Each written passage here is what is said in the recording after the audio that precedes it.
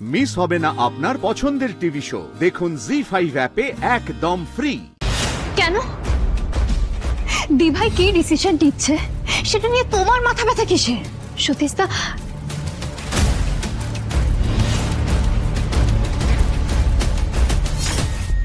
সতীশদা তুমি আমাদের ব্যাপারটা নিয়ে ভাবো না প্লিজ। ওসব বাজে কথা বাদ দাও।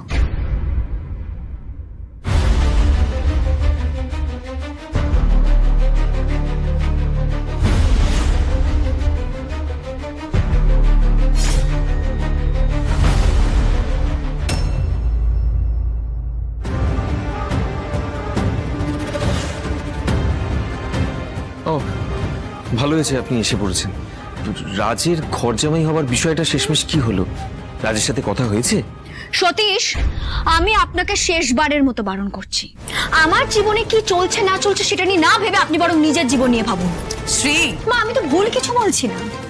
একজন মানুষের কাছে যখন কোনো কাজ থাকে না তখন সেই মানুষটা না কার জীবনে কি চলছে কি চলছে না সেসব নিয়ে ভাবনা চিন্তা করে সময় কাটায়। দি ভাই,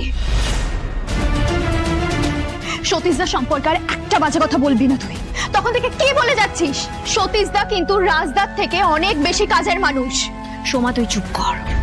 আর সবসময় এরকম তুলনা টেনে কথা বলাটা এবার তুই বন্ধ কর। সতীশের সঙ্গে ভদ্রভাবে কথা বলবি। ভুলে যাস না ও কিন্তু এ বাড়ির।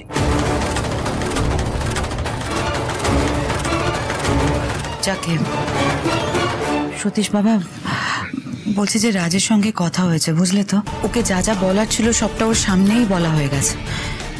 এবার দেখা যাক ও কি করে। আমার শুধু এটুকুই জানার ছিল, আর বাকি কে কি ভাবলো তাতে আমি বিন্দু মাত্র বিচলিত নই। কারণ আমি জানি আমি কি করছি, আর বিপদের দিনে মানুষের পাশে দাঁড়ালে একদিন না একদিন সে আমাকে ঠিক বুঝতে পারবে বলেই আমার ধারণা। আমি সতীশদাকে ভালোবাসি, এটা আমি সবার সামনে স্বীকার করেছি।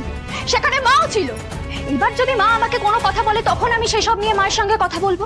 সতীশকে আদৌ তোকে ভালোবাসে নাকি ব্যবহার করছে? কি বললি?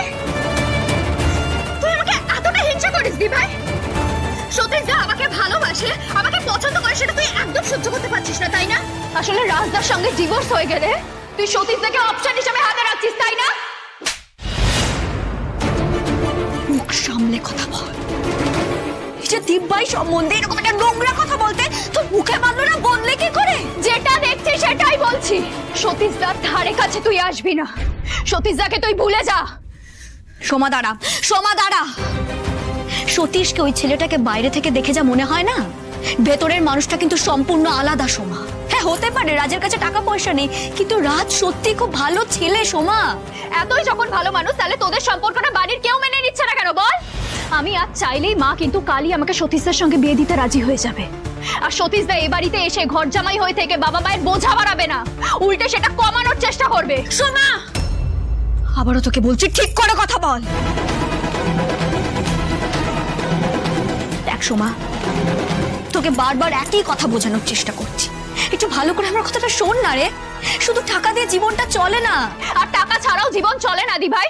শুধু বিরাট একটা মন নিয়ে আমার ভবিষ্যৎটা যে সুখের কাটবে তা তো নয়।